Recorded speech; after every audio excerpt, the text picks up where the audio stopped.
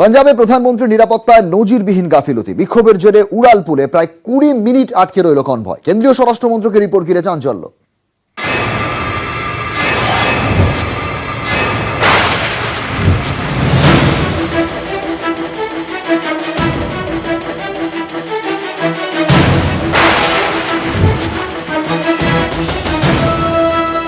পাঞ্জাবে প্রধানমন্ত্রী নিরাপত্তায় নজিরবিহীন গাফিলতি।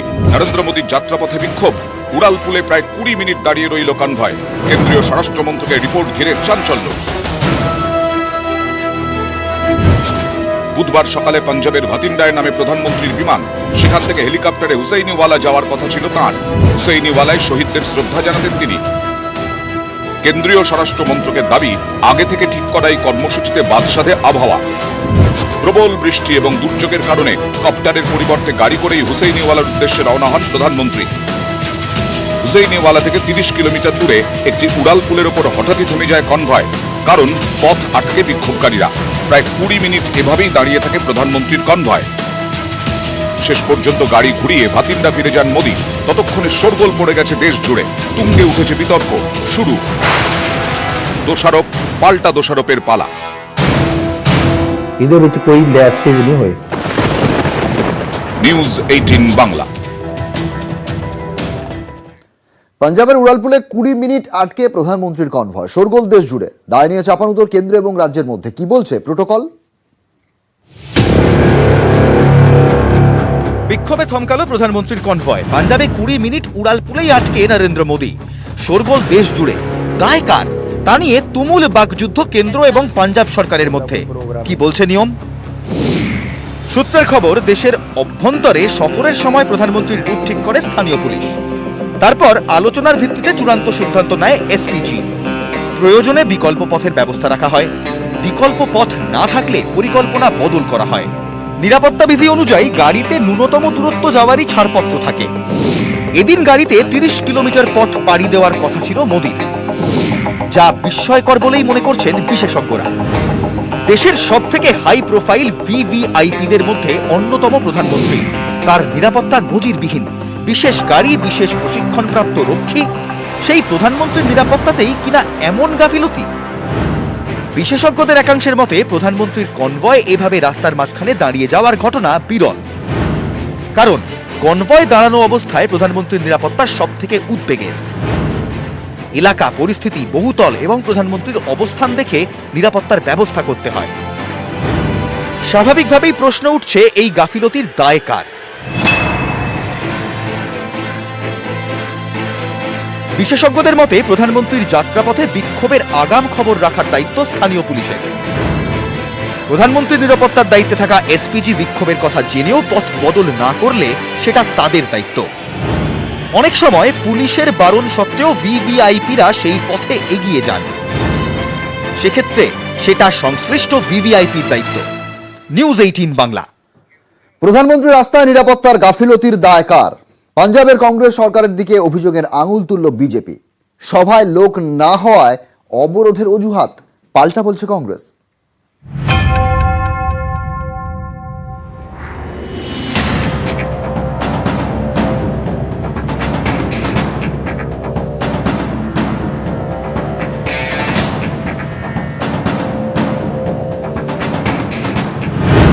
বাতিন্ডা বিমানবন্দর পর্যন্ত বেঁচে ফিরেছি, এই অনেক।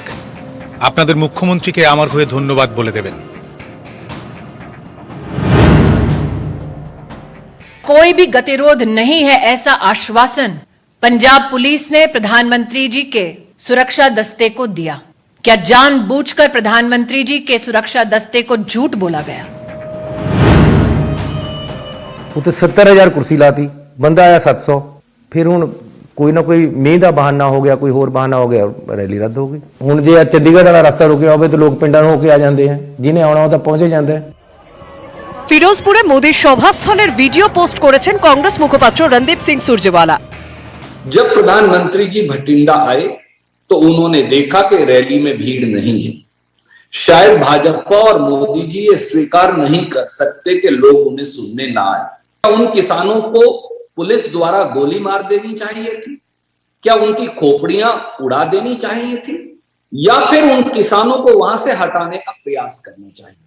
मुश्किल से 15 मिनट प्रधानमंत्री जी रुके होंगे, उनको बहाना मिल गया, इसलिए रैली में अब कोई है नहीं तो वो वापिस चले गए। उन लोगों को प्रधानमंत्री की गाड़ी के पास तक, उस स्थल तक किसने और कैसे पहुंचाया? उस क्षण किसने उन लोगों को फ्लाईओवर पर भेजा, ठहराया, व्यवस्था की? इसका जवाब पंजाब की कांग्रेस सरकार को देना होगा। ফিরোজপুর মোগা হাইওয়েতে প্রধানমন্ত্রীর কনভয় রুখলেন কারা? আন্দোলনকারী কৃষকরা না অন্য কেউ?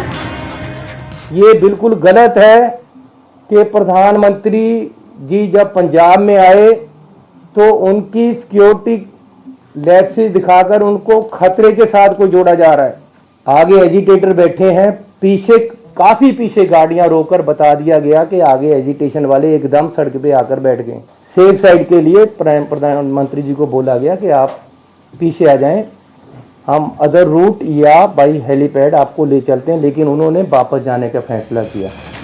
ফিরোজপুর মোগা হাইওয়ের ঠিক কি হয়েছিল? সোশ্যাল মিডিয়ায় ছড়িয়ে পড়েছে একাধিক ছবি। নিউজ 18 বাংলা। ক্ষোভ বিক্ষোভে জেরবার রাজ্য বিজেপি। দলের হোয়াটসঅ্যাপ গ্রুপ ছেড়ে বেরিয়ে যাচ্ছেন নেতা বিধায়করা।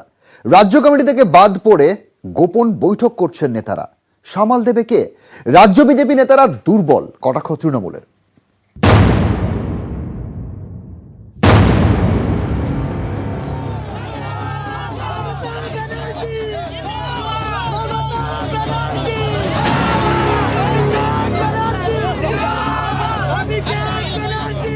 কলকাতার হাসপাতালে ত্রিপুরা তৃণমূল কর্মীর মৃত্যুর দিনেই সন্ত্রাসের অভিযোগে ত্রিপুরায় পথে তৃণমূল।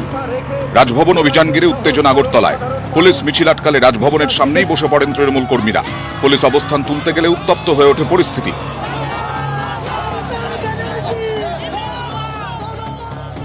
গোটা এলাকা এই মুহূর্তে সিআরপি যারা জওয়ানরা রয়েছেন তারা এই মুহূর্তে ঘিরে দাঁড়িয়ে রয়েছেন।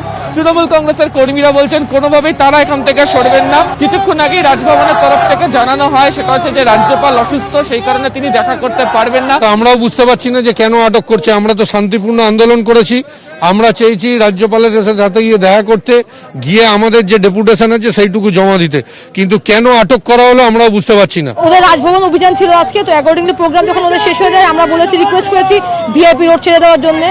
ওরা আমাদের নির্দেশ অমান্য করেছে, তাই আমরা আইন আমলে আনতে বাধ্য হয়েছি। পশ্চিমবঙ্গের অবস্থা ভয়াবহ। এটা করোনা বলুন, আইন শৃঙ্খলা বলুন, ওই দিক থেকে দৃষ্টি ঘোরাবার জন্যই এই সমস্ত ভিত্তিহীন অভিযোগ অনযোগ নিয়ে ওনারা রাজভবন অভিযান করলেন। মঙ্গলবারই ত্রিপুরা সফর করেছেন নরেন্দ্র মোদী। এ রাজ্যের বিজেপি শাসিত সরকারের উন্নয়নের খতিয়ান তুলে ধরেছেন। বুধেই পাল্টা আসরে তৃণমূল। তৃণমূল কংগ্রেস যেভাবে কার্যত প্রত্যেক দিন বিজেপিকে নানা ইস্যুতে চ্যালেঞ্জ জানাতে শুরু করেছে, তাতে বিধানসভা নির্বাচনের ফলের ক্ষেত্রে বাকি বিরোধী রাজনৈতিক দলগুলির তুলনায় তৃণমূল যে কয়েক কদম এগিয়ে শুরু করছে তা বলছেন রাজনৈতিক বিশেষজ্ঞরা। ক্যামেরা কুণাল চৌধুরীর সাথে আবির ঘোষাল, নিউজ 18 বাংলা, আগরতলা। বিজেপিতে এবার বিদ্রোহী বিধায়ক হিরণ।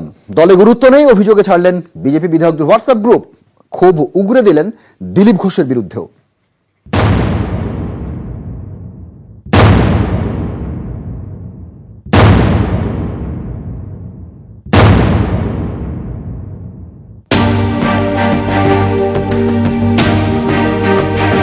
ভোটে ভরাডুবি। একের পর এক নেতার দলত্যাগের পর এবার দলের অন্দরে ক্ষোভ। নতুন রাজ্য কমিটি ঘোষণার পর ছোঁয়াচে রোগের মতো ছড়াচ্ছে ক্ষোভ। দলের হোয়াটসঅ্যাপ গ্রুপ ছাড়ছেন একের পর এক নেতা বিধায়ক। কেউ আবার প্রকাশ্যে মুখ খুলছেন। সামাল দিতে জেরবার বিজেপি নেতারা। পদ্ম শিবিরের ঘরের কোন্দল দেখে কটাক্ষ করতে ছাড়ছেন না বিরোধীরা। ওদের যে কেন্দ্রীয় নেতারা আগে বিধানসভা নির্বাচনের আগে পুরোটা কর্তৃত্ব নিয়ে নিয়েছে, সেই কৈলাস বিজয়বর্গীয় ইত্যাদি, এখন তাদের পাওয়া যাচ্ছে না। তাহলে বাংলার এই সমস্যা সামলাবে কে? বিধানসভা ভোটের পর দিলীপ ঘোষকে সরিয়ে সুকান্ত মজুমদারকে রাজ্য সভাপতি করেছে বিজেপি। রাজ্য কমিটিতে ব্যাপক রদবদল, কিন্তু বিজেপির হাল ফিরছে কই? সুকান্ত মজুমদার শিক্ষিত হলেও রাজনীতিতে অনভিজ্ঞ, বয়সও কম। ওর সেই দলের মধ্যে কর্তৃত্ব প্রতিষ্ঠা হয়নি। দিলীপ ঘোষ নিজেকে আবার কথা বলে কুখ্যাত করে তুলেছিলেন। সৌগতবাবু নিজের দলের সম্পর্কে একটু যদি উপদেশ দেন তাহলে ভালো হয়। একটা কথা মনে রাখবেন, এই দুটি মানুষ যাদের সম্পর্কে উনি বলেছেন তারা জীবনে কোনোদিন দল পরিবর্তন করেননি। আদি বিজেপি বনাম নব্য বিজেপি, দল বদলে আসা নতুন নেতা নাকি পুরনো সংগঠক? শেষ পর্যন্ত রাজ্য বিজেপির হাল ফেরাবেন কোন নেতারা? দিলীপ ঘোষ, সুকান্ত মজুমদার না শুভেন্দু অধিকারী? কার ওপর ভরসা করবেন মোদী শাহরা? নিউজ 18 বাংলা।